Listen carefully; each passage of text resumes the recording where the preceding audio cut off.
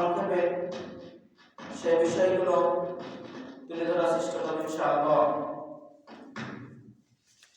আল্লাহ রাব্বুল আলামিন সূরা হামিম 28 থেকে 29 নম্বর আয়াতে আল্লাহ তাআলা বলেছেন,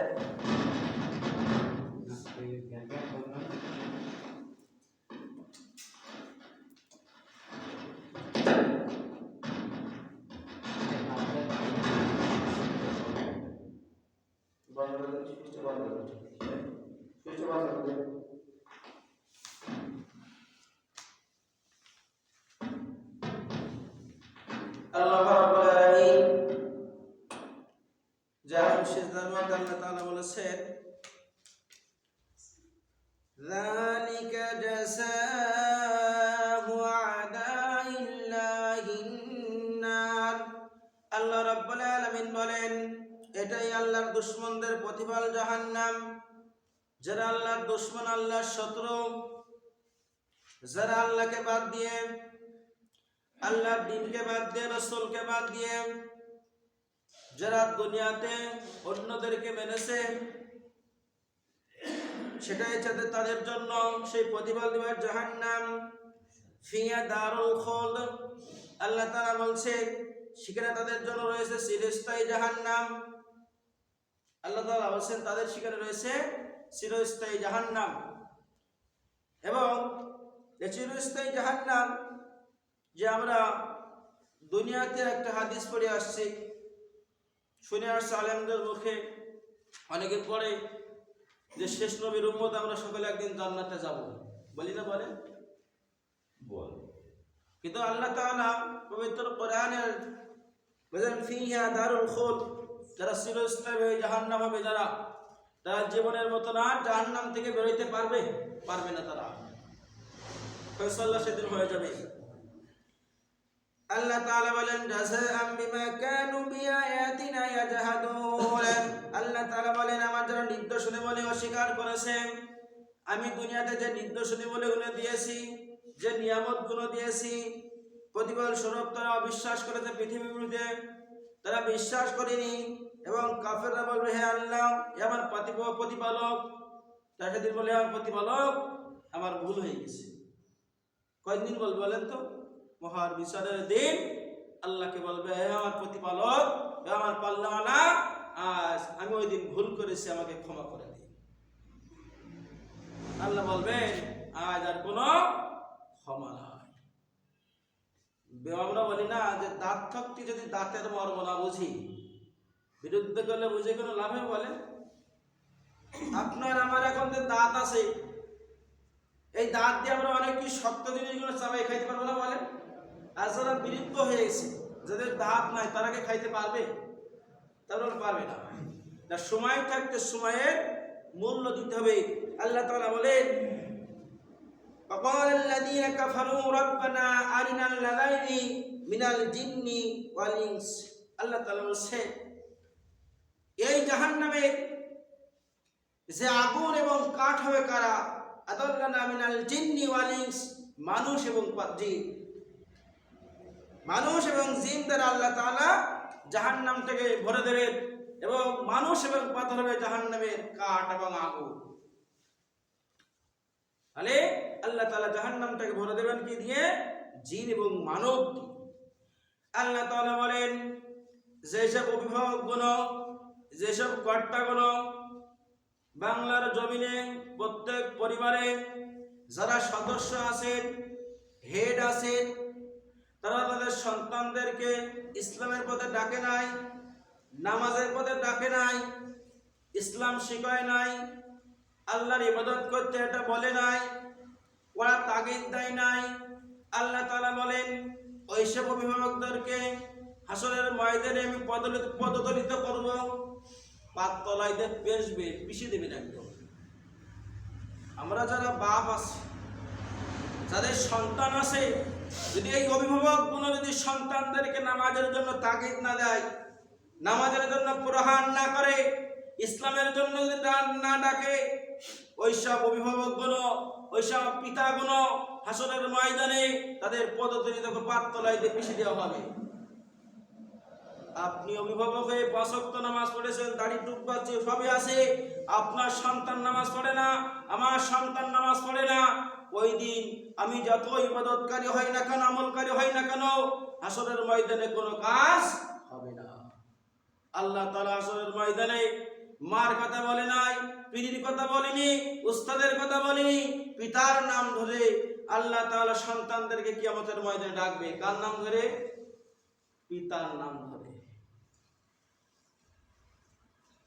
আল্লাহ তাআলা বলেন, ইয়া আইয়ুহাল্লাযীনা আমানু কু আনফুসাকুম ওয়া আহলিকুম নারা, হে ঈমানদারগণ, তোমরা বাঁচো এবং নিজেদেরকে বাঁচাও এবং পরিবার আহলে বরকতকে বাঁচাও। আল্লাহ তাআলা সতর্ক করছে, কি বলছে? আল্লাহ বলেন, হে ঈমানদারগণ, তোমরা নিজেদেরকে বাঁচাও জাহান্নামের আগুন থেকে, তোমার পরিবার আহলে বরকতকে তোমরা বাঁচাও। আমার স্ত্রী নামাজ পড়ে না আমি বলি না, আমার সন্তান নামাজ পড়ে না আমি বলি না, যখন তাদের সন্তান আসে লেখাপড়া করে, গভীর যখন শীত হয়ে যায়, এই শীত যদি 6টার সময় যদি মাস্টার সাহেব পড়ায় পরীক্ষার আগে, প্রত্যেক পিতামাতা 6টার সময় সন্তানকে পড়ার জন্য ডেকে দেয় না? বলেন, কথা বলেন, দেয় না? বলেন, হাজার যদি শীত হয়, কনকনে শীত হলেও ঠিক 6টার সময় সন্তানদেরকে ডেকে দেয়, যা পড়ে গিয়ে তোর সামনে পরীক্ষা। বলে না? বলে, ডাকি কিনা? বলে, প্রত্যেক অভিভাবকগুলো ডেকে দেয়।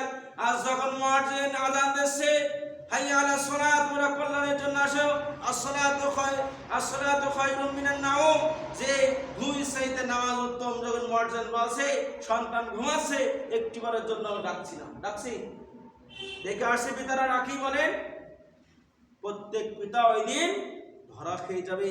আল্লাহ তাআলা যে হুকুমগুলো দিয়েছে আমাদেরকে মানতে হবে না? বলেন, বাঁচার উপায় আছে? বলেন, আছে? বাঁচার উপায় নাই। এই জন্য যারা অভিভাবক আছে, পিতা হয়েছে, প্রত্যেক সন্তানদেরকে দিনের শিক্ষায় প্রশিক্ষিত করতে হবে, কোরআনের জ্ঞান দিতে হবে এবং আল্লাহ এবং পরকালকে বোঝাতে হবে তাদেরকে, নামাজের কথা বলতে হবে। এটা আমি আপনি যতই দাড়ি রাখি না কেন, যোগ্য করি না কেন, হাসরের ময়দানে আমার ছাড় হবে।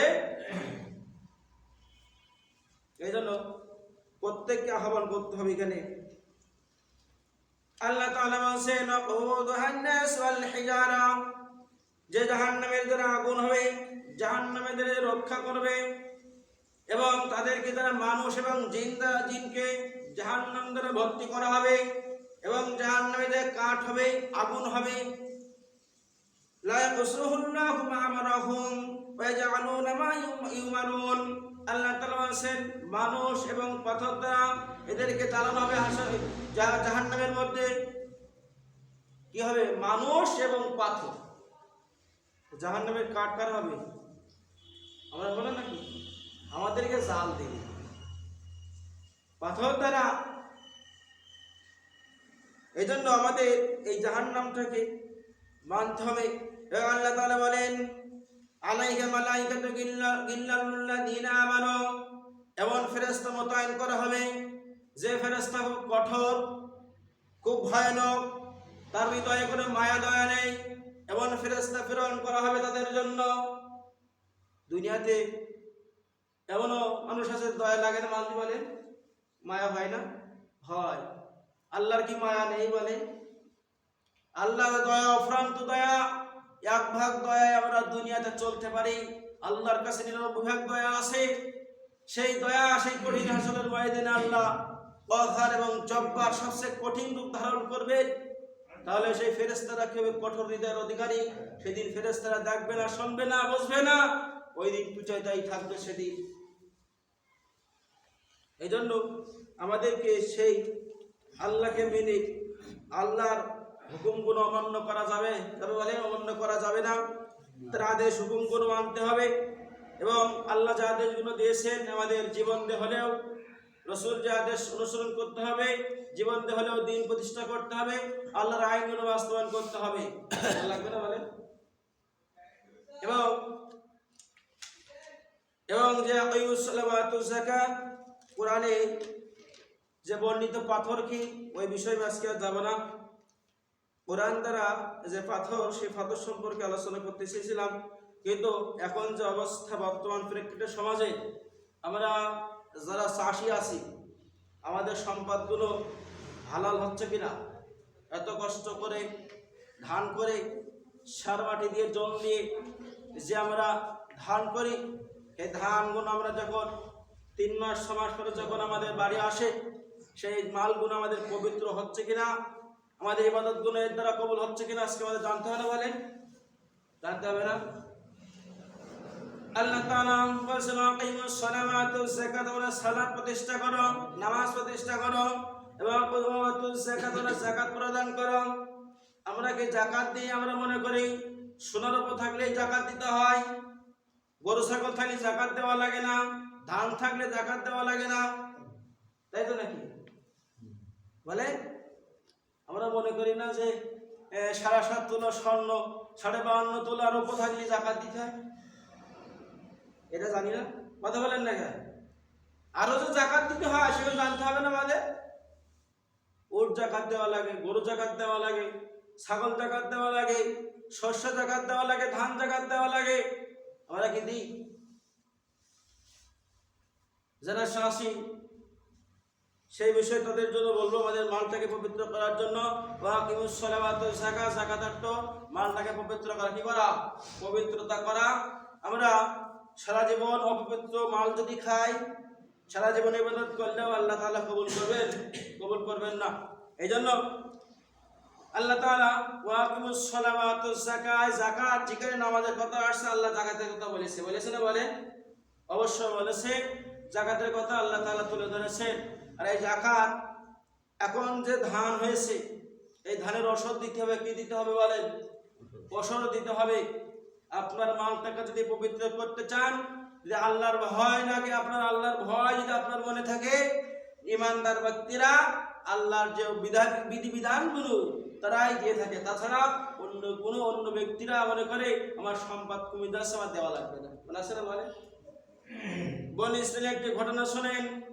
বনি ইসরায়েলের 2 ব্যক্তি মাঠে কাজ করছে। কাজ করতে করতে এক ব্যক্তি দেখছে মাঠের যে ওরা যে ড্রেন বলে, ড্রেনের পানি একজনের ভুঁইতে গড়গড় করে চলে যাচ্ছে, যে চারিদিকে রোদ আর রোদ, খরা চলে যাচ্ছে। 2 ব্যক্তি ফলো করলেন যে কিভাবে, যে এখন রোদের মধ্যে কোনো আকাশে মেঘ নাই, বৃষ্টি নাই, কেমন ভাবে ওই ড্রেনতে পানি যায়।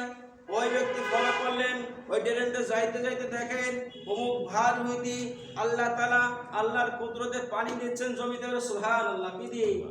জমিতে আল্লাহ তাআলা পানি দিচ্ছেন, কোনো মেঘ নেই, বৃষ্টি নেই। আবার দেখছে নবার নালা দিয়ে পানি তার জমিতে আল্লাহ তাআলা দিচ্ছে। যখন ওই ব্যক্তি জিজ্ঞাসা করলেন, ভাই এর কারণটা কি? এখন তো আকাশে কোনো মেঘ নাই, কেমনি আপনার জমিতে পানি আসলো? তখন ওই ব্যক্তি বললেন, আমার এই উৎপাদিত ফসলে, আমার জমিতে যে ফসলটা হয়, এই ফসলটা আমি 3 ভাগে ভাগ করি। কই ভাগে? বলেন, 3 ভাগে ভাগ করি। 1 ভাগ নিজের জন্য রেখে দিই, 2য় ভাগটা আমি গরিব মিসকিনকে দিয়ে দিই, 3য় ভাগটা আল্লাহর রাস্তায় ব্যয় করে দিই। সুবহানাল্লাহ! কার রাস্তায়? আল্লাহ তাআলা সেই কুদরতিতে আমার জমিতে আল্লাহ তার রহমত দিয়ে পানি দিচ্ছে। 3 ভাগে ভাগ করে, 1 ভাগ নিজের জন্য, গরিবের জন্য এবং আল্লাহর পথে। আমরা কি ভাগ করি? ভাগ করি? বলেন, আমরা ভাগ করি না। এই জন্য এখন যে উৎপাদিত ফসল ফসলের বিষয়ে যে বিষয়ে আলোচনা করছি, যাকাত দিতে হবে যাদের 20 মণ ধান হয়েছে। ভালোভাবে আমি সংক্ষেপে বলি, অল্প সময়। যাদের 20 মণ ধান আছে, কয় মণ? 20 মণ ধান আছে, তাদের ওষুধ যাকাত দিতে হবে। যাকাত ফরজ হয়ে গেছে তাদের বলে। কয় মণ? ভালো করে জেনে যান। 20 মণ। কয় মণ? 20 মণ যাদের ধান আছে তারা যাকাত দিতে হবে, তাদের যাকাত ফরজ। যদি যাকাত যদি না দেয়, আপনার মালটা অপবিত্র। কি? আপনার মালটা অপবিত্র। ওই অপবিত্র খাইলে আপনার ইবাদত আল্লাহর দরবারে কবুল হবে না। এবং না, তবে 20 মণে যে দিতে না, 10 মণেরও দিতে হবে। না, শেষ করতে দিই, কথা বলি। জাবের ইবনে আব্দুল্লাহ রাদিয়াল্লাহু তাআলা বর্ণিত, বিশ্বনবী বলেন, যেসব আল্লাহর আকাশে, আল্লাহর পানিতে, যেসব জমিতে ফসল হয়, ধান হয়, তারা দেবে 10 ভাগের 1 ভাগ। প্রিয় কয় ভাগের? বলেন বাজেন। মুসলিম শরীফের নাসাই শরীফের হাদিস 2437 নম্বর হাদিস। 10 ভাগের কয় ভাগ? 1 ভাগ। যাদের আল্লাহর পানিতে হয়, কাদের পানিতে? আল্লাহর পানিতে হয়েছে, নদীর পানিতে যারা তেমনি হয়েছে, তাদের যদি ধান হয় 10 ভাগের 1 ভাগ দিতে হবে। এবং যারা কথা বলি না, আর যদি এই যে ডিপ টয়েল বিভিন্ন কাজে সেচযুক্ত যে কষ্ট করে পানি দেওয়া লাগে কিনে যদি হয়, তাহলে 20 ভাগের 1 ভাগ জাকাত দিতে হবে। কয় ভাগে? 20 ভাগের 1 ভাগ জাকাত দেওয়া লাগবে। তাহলে বোঝা গেল 40 কেজিতে যারা আল্লাহর পানিতে হয়েছে 4 কেজি ধান জাকাত দিতে হবে। কয় কেজি? 4 কেজি যদি আল্লাহর পানিতে হয়। আর যদি ডিপে হয়, কষ্ট করা পানি কিনে দেওয়া হয়, তাহলে 1 মনে 2 কেজি দিতে হবে। কয় মনে? 2 কেজি দিতে হবে। এবং যদি 20 মণ ধান হয়, তাহলে তার উপর জাকাত খরচ হয়ে যাবে। কয় মণ? 20 মণ। এর নিচে হলে জাকাত দেওয়া লাগবে না। কথা বোঝা যায়? ফসল কম হয় ওই হিসাবে দিতে হবে। না, এখানে হাদিসে যেটা সেটা বলেছি, এটা 20 মণ থাকা লাগবে। এটা ওসরদের জাকাত, এটা বলে বিখ্যাত আছে, ধান গাছে তারা জাকাত দিতেই হবে। যারা হাসে লিসের জমি ভাগে জমি এদেরও এগুলো কি সবারই দিতে হবে। যদি 20 মণ ধান হয়, লিস্টের আপনি যাই করেন দেখেন ওই দিতে একটা হবে। যারা চাকরি করছে, বড় বড় ইয়ে করছে, ওদের তো দেওয়া লাগবে না, ওরা তো আর ধান করছে করা লাগবে না। টাকা হিসেবে যে জাকাত দেবে সে জাকাত কি শুধু ধানের মধ্যে আনি? আমি এটাকে কি বললাম যে স্বর্ণ টাকায় জাকাত দিতে হয়। সমস্ত গরুর জাকাত দেওয়া লাগে, উটির জাকাত দেওয়া লাগে, ছাগলের জাকাত দেওয়া লাগে, ধানের জাকাত দেওয়া লাগে। এটা বলে ওসর বলা হয়। এই ধানের বলে ওসর দিতেই হবে, এটা খরচ দিতে হবে।